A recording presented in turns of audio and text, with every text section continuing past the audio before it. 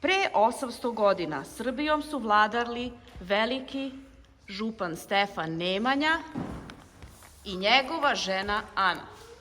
Za Nemanju je rečeno da je bio visok, snažan i odvažan čovek. Ubedio je svoju braću da će biti jači ako se ujedine. Na Narodnom saboru proglašen je za velikog župana. Stvorio je moćnu srpsku državu i postao rodonačelnik dinastije Nemanjića, koja je uspešno vladala Srbijom oko 200 godina.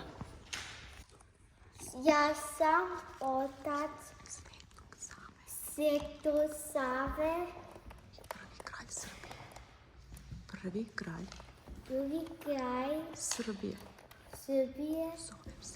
Zovem se Stefan Nemanja. Ja sam majka od Svetog Save. Ja se zovem Ana. Rodila sam 3 sina, Vukana, Stefana i Raska. Grad Ras pre više od 8 vekova.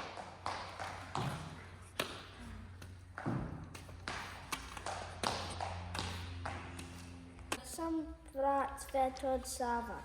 Zovem se Stefan. Ja sam najjači i hoću da vladim Srbijom.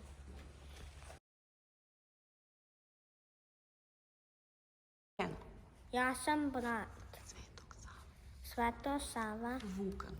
Vukan. Hoću da vladam Srbijom. Hoću vladam Srbijom.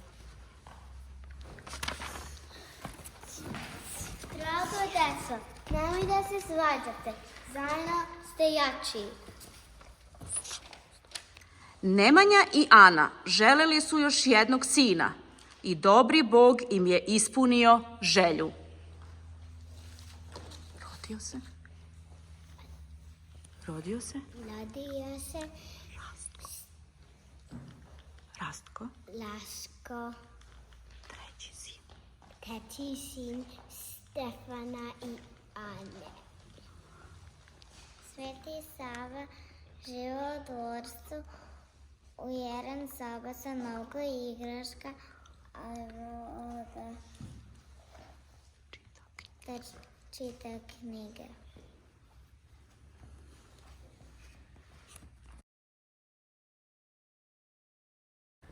Ne volim da se igram ni sa mačem, ni sa loptom, ni sa čamcem, ali volim da čitam knjige i da učim. Rasko, dođi da se igramo. Kasnije ću, sada čitam. Ajde, dođi da se igramo.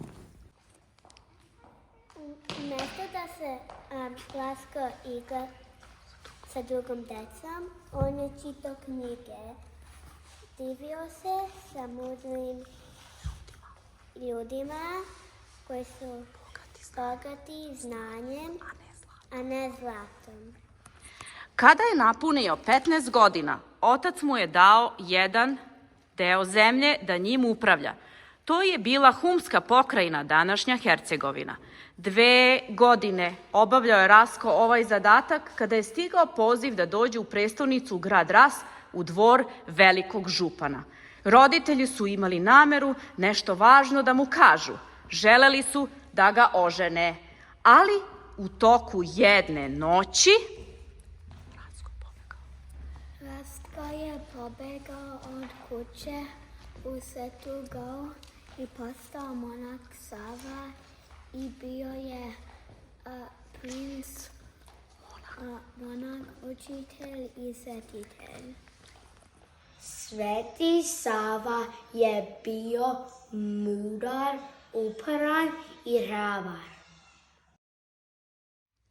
Ovaj je Hilandar, Sveti Sava je njega sagradio. Ovaj hram Sveti Sava u Beograd, on čuva istoriju srpskog naroda.